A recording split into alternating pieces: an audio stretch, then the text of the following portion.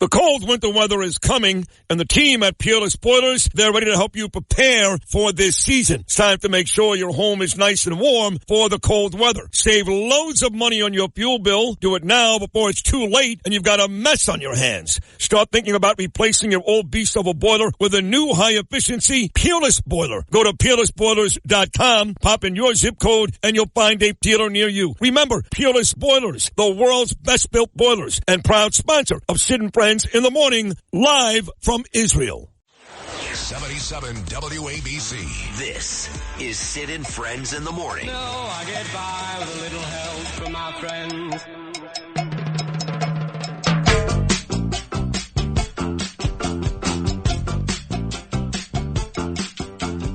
All my friends know the low rider. The low rider. Nothing like looking up at the television and seeing our old friend there, Lou, Chris Matthews, back on MSNBC. Looking good. He looks fine. He looks fine. You know, I remember... he's a nice, very nice guy. Very nice man. I remember one time we were at a ski resort in New Hampshire doing the show live. And it was a rough couple days, but I distinctly remember Chris Matthews was there. He must have been on after us on MSNBC, I forget. And he was all dressed up in like one of these ski outfits. He looked so silly. I never forgot that morning. And then he would probably laugh. I remember that morning specifically because Imus asked me. He's like, "Well, how are the lodging so far? How do you feel about the place?" And I said, "Well, I'm in." And I was a young guy, pretty wild. And I was like, "Well, the hotel sucks. There's no porn." He's like, "Excuse me? What?" I said, "There's no porn. How can you possibly stay in a hotel with no porn?" He forgot what that was about, I guess. Yeah. And he was, of course, the one thing I did better than anybody was feign horror. He was great at that. He would feign horror. Well, you're not going there just to see porn, I hope. You're generator. Anyway, I said, don't ever take me back to one of these places again. So Curtis Sliwa comes up noon to 1 every weekday with the Rip and Read, does a big job.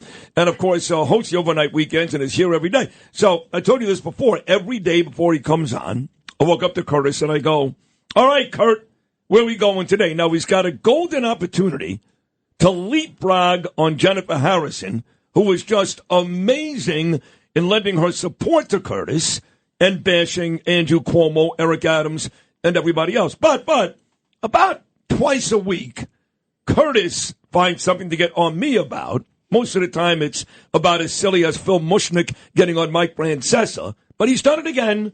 According to Curtis, I've disappointed him. So go ahead, Curtis. Let the world know, what did I do yesterday that disappointed you this time? You really pissed me off. First off, mentioning Chris Matthews' name.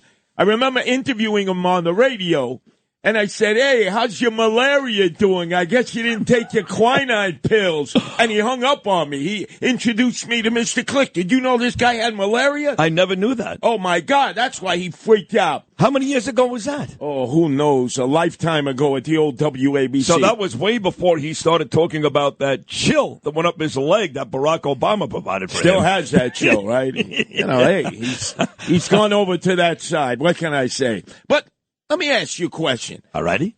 You're starting to sound like a politician. Okay. Total politician. You say, "I'm putting rules into effect, Lou. If you've disrespected Trump, we don't play your music on this show," right? That's correct. And we've got examples of that, which include two New Jersey superstars, Bruce Springsteen and John Bon Jovi. Right. And Clapton. No, Clapton was because of the Jews, not Trump. Oh, okay. Roger Waters because of the Jews. Okay. Right. So here it is. Cher was at the Burberry Midtown store reopening in Manhattan. She's the same age as Trump. I love Burberry.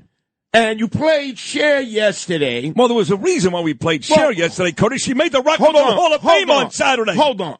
She was interviewed, and they asked her about Trump. She said, "I almost got an ulcer the last time he was elected. If he gets in, I'm leaving." She called him an anti-Semite. He's Hitler. What? She'd rather chew glass than support Trump. When did she say all this?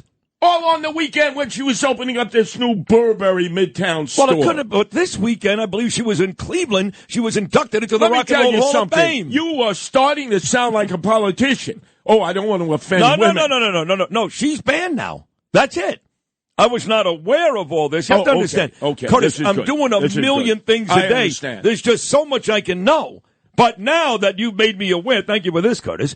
Lewis, just so you know, now we could add, not that it'll ever be played again, share to the list of band names. Damn right. Thanks to the investigative work done by the great Curtis Sliwa. Not investigative, it's right in front of your face. I didn't see it. But now, you sounded like a politician again. What do you mean? Woe is me. I talked all about the great Lou Rufino to Barrett Media, and they eliminated him from their final product. I don't think they eliminated him. I think Seabright just forgot to put him in there. Well, they put you in there. Let me mention to you. They actually did. They put Curtis. They put Alec, Noam, and Curtis. But no sign of Lewis or John They should have taken me out. They should have put in Lou Rufino.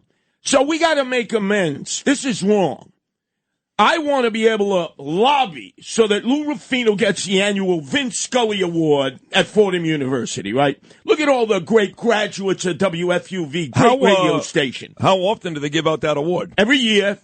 And if they're not going to give it to Lou Rufino, look, you got Mike Breen, you mentioned, Vince Scully, right? We're going Dodgers, Yankees, Michael Kay, Bob Papa, Chris Carino.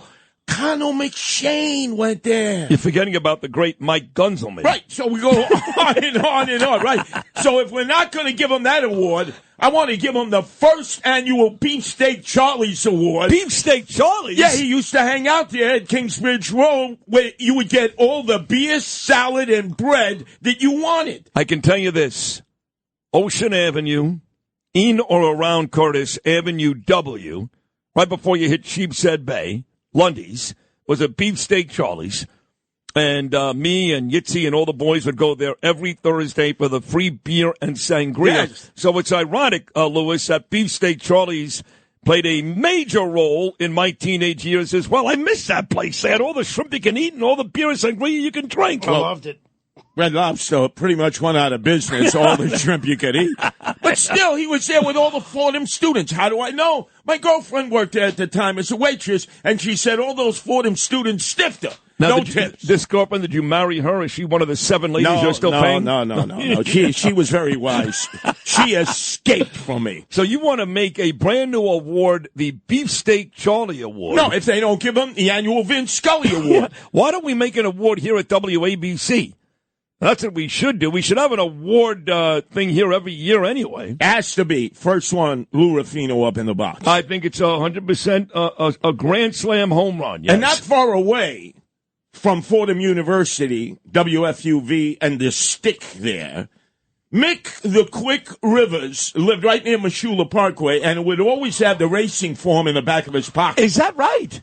Absolute. Oh, this guy was a degenerate gambler. Mickey Rivers. Oh, my God. The horses? Constantly. It was like Dick Allen, remember Richie Allen? Yes. Of the Phillies, who actually passed Aqueduct one time. He's on his way to Shea Stadium. He spent the whole day at Aqueduct. I said, where were you, Dick? Oh, he's playing the horses. And he was great, and Mickey Rivers was great. But you failed to mention that when Bucky Dent hit that 3-run home run against the Red Sox, Mike Torres, who used to be the Yankee the year before, that's correct, 77, that he did it with the borrowed bat of Mick the Quick Rivers, and Bucky Dent was hitting in the 9th slot right before Mickey Rivers would lead off. Oh, my God, he only hit 40 home runs in his whole life, Bucky Dent. His whole life. And he was MVP that year in the Dodger World Series, right? Yes. It went 6 games.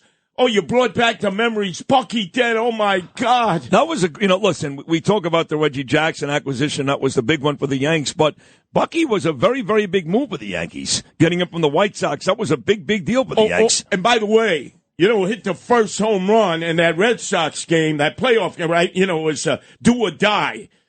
Carl Yastrzemski, the great Polish-American from out in Suffolk County, the potato farms. I believe is he still the last baseball player to win the Triple Crown, or did Miguel Cabrera do that since? I think Cabrera did it, right?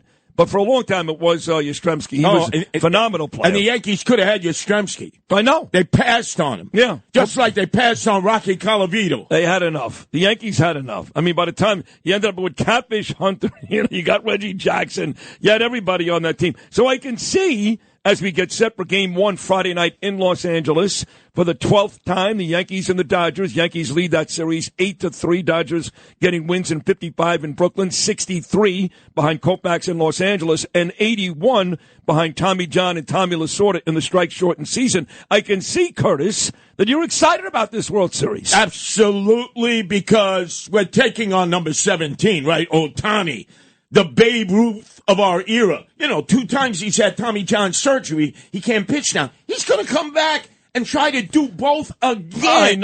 I know. What do you think about the rumors today? I was reading somebody in the New York media. Forget who it was. It wasn't him. It wasn't him. It was somebody, a popular New York writer, that said that Stevie Cohen, no matter what, Stevie Cohen cannot allow the Yankees to sign Juan Soto. He's got to be a Met. Your thoughts? $700 million plus. Stevie Cohen's got the money. I know. He's got more money than Steinbrenner. Well, he should have been in jail for insider trading information. But his very dear friend, grifter-in-chief of New York State, Kathy Holcomb, she said, he should get the casino. Remember? She just said that. Then she reneged on that. She said, I didn't really mean that. You know the way to get through Kathy Holcomb and her grifter husband is donations. Do you know he gives some more donations than anybody else in New York State? I didn't know that. Yeah. I know that he also gave money. He also gave money to Chris Christie. Him and Anthony Scaramucci gave money to Chris Christie. Yeah. El Jefe, Chris Christie. Well, talking about Hochul, you just heard Jen Harrison. Yes. And she moved from New York to Florida. You know the tragedy that she went through. She loves you. She was saying, why not a Republican? Why not Curtis Sliwa? And then she did read down a list of very nasty things that happened under Andrew Cuomo's watch. And I will be replaying it on the Rip and Read today at 12. It was magnificent. I'm heading down to City Hall. I may get arrested against the city of yes. This is Eric Adams' goal to bulldoze your house, all the houses in the residential communities in Staten Island, Brooklyn, Queens, and the Bronx. He wants to turn every borough into Manhattan, high-rise skyscrapers, because he needs money now more than ever from the developers, from the realtors, because nobody's giving them money. They don't want to be publicly identified because then the feds will raid them. Right. So he's pushing this city of yes, which would mean he can come into your neighborhood, Sid, look at your house and say, we want to put up a 40-story building here right on the corner, and you won't have any say. He'll give you market value for your house. He'll say you got 24 hours to pack your bags and get the hell out of here. Wow. So we got to stop this. So I may get arrested today. What number are you at right now? 81 still? I'm at 81. I'm more than happy. You've been stuck on 81 for a while. I know. But, between that and the Elizabeth Street Gardens, and Nancy says she'll get her first arrest with me. Remember, I'm on the site, believe it or not, a Scorsese, De Niro, Patti Smith.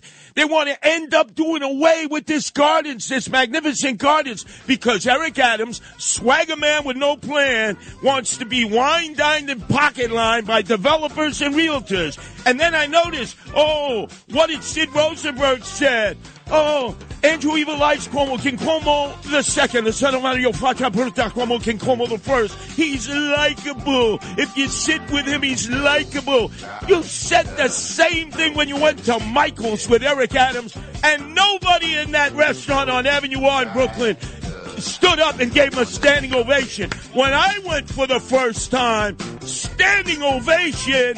And I said to all of them, I'm not likable. I'm in your face. I'm telling you things you don't want to hear, because I trust you, the people. I believe you tell people the truth. Eric Adams, Andrew Evil Eyes Cuomo, and the other likable schmuck, Bush 43, who's working secretly for Harris against Trump. They were all likable, right, Sid? And they all suck. Don't try